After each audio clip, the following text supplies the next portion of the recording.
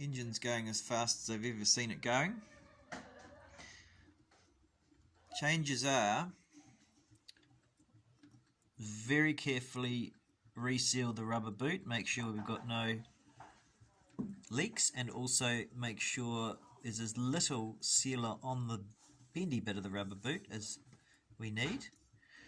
You can see there's a big cable tie holding a bit of foam on. That's to stop the hot air going up the sides and heating up the top. We have a few more computer fans on the top,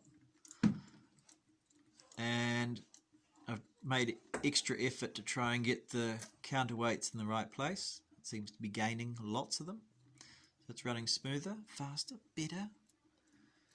Very happy. Fun tweaking. What do you think, Guy? Good. Thank you.